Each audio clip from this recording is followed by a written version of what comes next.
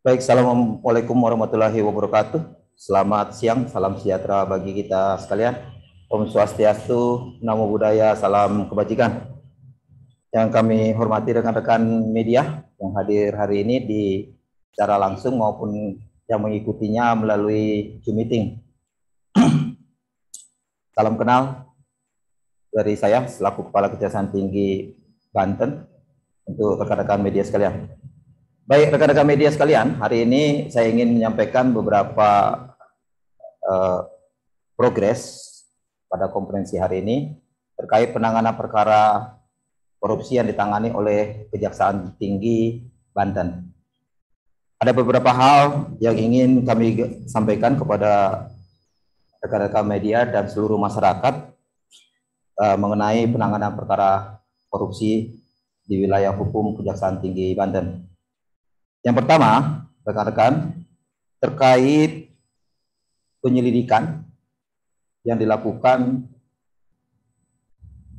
merupakan dugaan tindak pidana korupsi penyimpangan oleh oknum Pokja lelang tender terhadap paket kegiatan peningkatan pembangunan gedung puskesmas tahap 2 Kota Tangerang dan paket kegiatan peningkatan pembangunan gedung Depo Arsip Kota Tangerang Selatan pada Dinas Bangunan dan Penataan Ruang Kota Tangerang Selatan.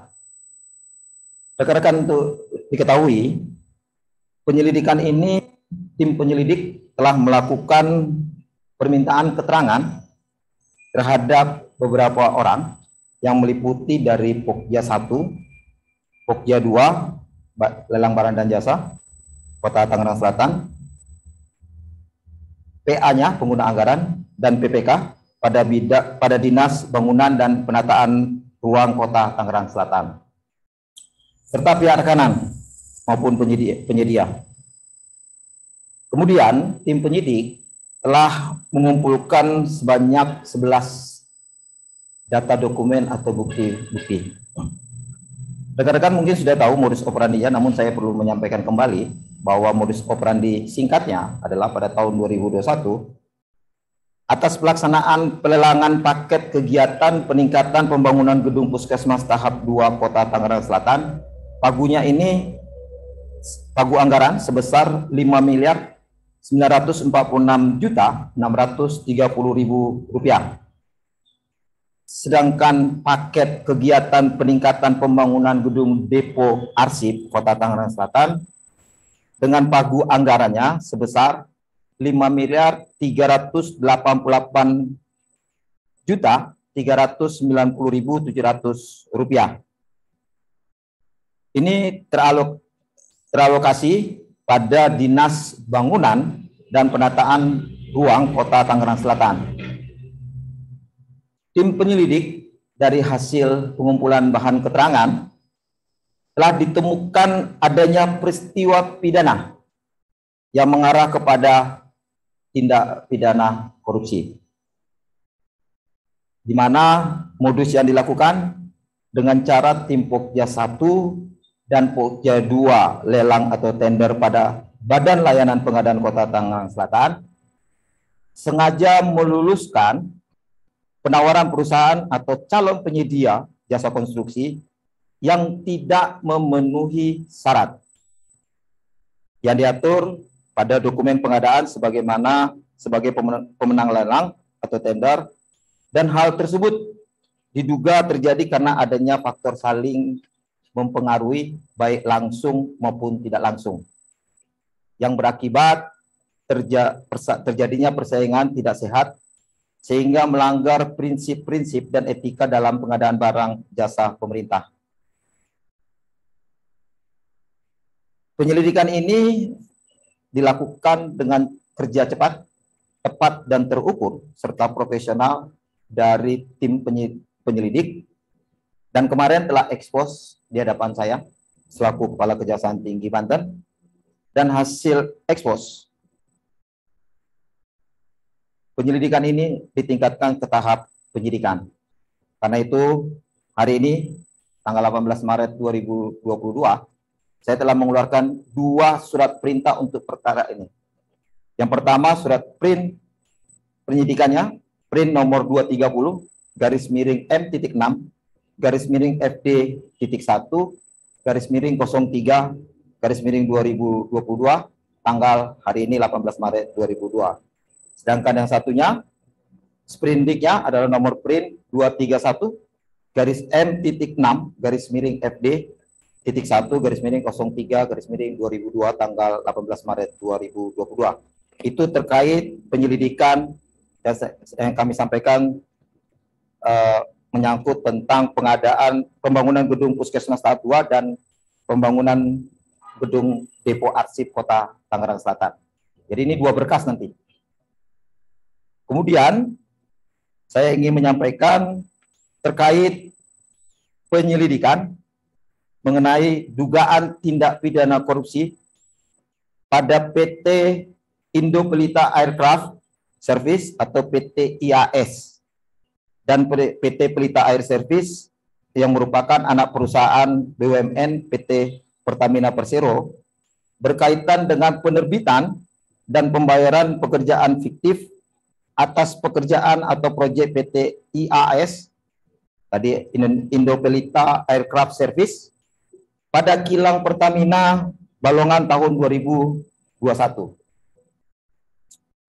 Tim penyelidik juga telah bekerja keras dan terukur untuk melakukan pengumpulan bahan keterangan dan data-data, dan dihasilkan tim penyelidik telah melakukan permintaan keterangan terhadap beberapa pihak, yaitu dari PT IAS, PT KPI, dan rekanan penyedia PT FTech, serta telah mengumpulkan sebanyak 69 data dokumen atau bukti.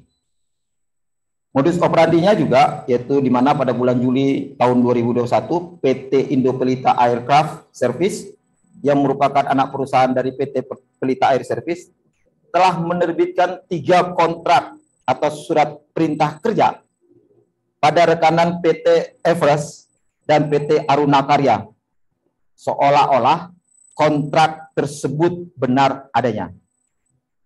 Untuk kontrak tersebut untuk mengadakan pekerjaan paket 3D tag dan aplikasi atau software AMIS untuk memenuhi pekerjaan pada PT Pertamina Balongan. Namun kenyataan atas 3 kontrak tersebut tidak pernah ada dan terhadap SPK telah dilakukan pembayaran, sehingga diduga telah terjadi peristiwa pidana mengarah pada tindak pidana korupsi. Kemudian dan juga telah mengakibatkan adanya kerugian keuangan negara pada PT Indo Pelita Aircraft Service yang jumlahnya sedang nanti di tahap penyidikan akan dilakukan penghitungan kerugian negara. Dan kemarin juga ini sudah dilakukan ekspos di hadapan saya. Dan kesimpulan ekspos atau paparan telah ditingkatkan dari tahap lead sampai dengan dik, dan penyelidikan ini telah berlangsung cukup cepat selama 23 hari. Dengan telah ditingkatkan ke penyidikan, maka saya juga telah menandatangani surat perintah penyidikan hari ini tanggal 18 Maret 2022 dengan surat perintah penyidikan nomor print 232 garis miring M.6 garis miring FD.1 garis miring 03 2022. Perkara selanjutnya yaitu terkait perkara dugaan tindak pidana korupsi berupa pemerasan dan atau pungli pejabat kantor pelayanan utama atau KPU Bea dan Cukai Soekarno-Hatta. Rekan-rekan ketahui sekalian bahwa perkara ini cukup menarik perhatian rekan-rekan masyarakat, dan hal ini kami sampaikan bahwa untuk perkara ini sudah penyidikan dan telah ditetapkan 2 orang tersangka, yaitu tersangka Ki AB Binde dan tersangka PIM. Kasus posisinya kami kembali sampaikan kepada rekan-rekan sekalian bahwa pada bulan April 2020 sampai dengan bulan Mei tahun 2021, tersangka Ki AB Binde yang merupakan pegawai negeri atau ASN dan menjabat selaku Kepala Bidang Pelayanan dan Fasilitas Pabean dan Cukai 1 pada Kantor Pelayanan Utama Ditjen Direktorat Jenderal Bea Cukai TPC Soekarno-Hatta yang bertugas melakukan monitoring dan evaluasi terhadap operasional kiriman barang importasi perusahaan jasa titipan bersama-sama dengan tersangka VIM dan juga merupakan ASN pada Kantor Pelayanan Utama Direktorat Jenderal Bea Cukai TPC Soekarno-Hatta, dan yang bersangkutan adalah selaku Kepala Seksi Fasilitas Pabean dan Cukai 2 pada Kantor Pelayanan Utama Direktorat Bea Cukai TPC Soekarno-Hatta telah memaksa pengurus PT Sinergi Karya Karisma atau SKK untuk memberikan sejumlah uang atas setiap kilogram barang yang termasuk dalam daftar barang PT SKK pada Shopee dengan memberikan tarif 2.000 per kilogram atau 1.000 per kilogram selama periode bulan April 2020 sampai dengan April 2021. Selain itu, tersangka juga meminta untuk mengurangi sanksi denda PT SKK dari 1.600.000.000 menjadi sebesar 250 juta rupiah dengan ketentuan memberikan sejumlah uang untuk peringatan SP1, SP2 dan ancaman pembekuan operasional PT Sinergi Karya Karisma yang seluruhnya berjumlah sekitar 3.126 juta rupiah. Selain itu, ada juga permintaan kepada Direktur Utama PT Elida Sarana Logistik untuk memberikan uang sejumlah 80 juta rupiah. Pasal yang disangkakan yaitu pasal 12 huruf E, pasal 11, pasal 23, junto pasal 18 Undang-Undang Republik Indonesia nomor 31 tahun 99 tentang pemberantasan tindak pidana korupsi sebagaimana telah diubah dan ditambah dengan Undang-Undang nomor 20 tahun 2021. Junto pasal 421 KUHP, junto pasal 64, junto pasal 55 ayat 1 ke 1 KUHP. Rekan-rekan, hari ini juga telah berlangsung untuk kedua tersangka tahap 2 di Rumah Tanah Negara. Jadi tahap 2 penyerahan tersangka dan barang bukti. Dan telah diserahkan kepada penuntut umum pada Kejaksaan Negeri Kota Tangerang. Terhadap tersangka ini, baik itu tersangka Ki AB Binde maupun tersangka VIM, penuntut umum juga hari ini mengeluarkan penahanan dengan dilakukan penahanan. Yang pertama Ki AB itu di Rutan Pandeglang selama 20 hari sejak tanggal 18 Maret sampai dengan 6 April 2022 yang akan datang.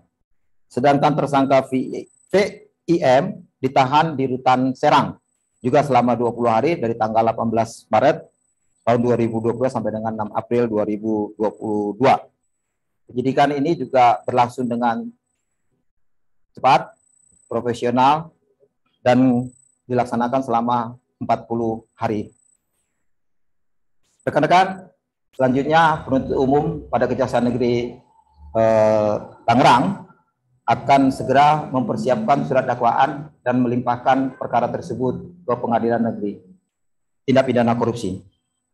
Rekan-rekan sekalian, kami juga ingin menyampaikan beberapa hal kepada rekan-rekan sekalian, beberapa penanganan yang masih terus kami lakukan terkait pelaksanaan penyelidikan biaya penunjang operasional atau BPO Kepala Daerah dan Wakil Kepala Daerah Provinsi Banten tahun anggaran 2017 sampai dengan tahun 2021 yang bersumber dari APBN Provinsi Banten.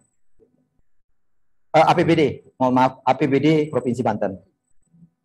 Rekan-rekan, tim masih terus bekerja secara profesional Kemudian tim bekerja terus secara kontinu untuk mengumpulkan data-data dan bahan keterangan terkait dugaan tersebut. Dan saat ini pengumpulan tersebut masih dalam koridor sesuai dengan SOP pidana khusus yang ada pada Kejaksaan Republik Indonesia. Terima kasih teman-teman, mohon maaf bila ada kata dan penyampaian saya yang kurang berkenan di rekan-rekan media sekalian. Saya juga terima kasih atas kehadiran rekan-rekan media sekalian. Kami tutup dengan wabillahi taufiq wa hidayah. Assalamualaikum warahmatullahi wabarakatuh. Om Santi Santi Santi Om Namo Buddhaya. Salam kebajikan.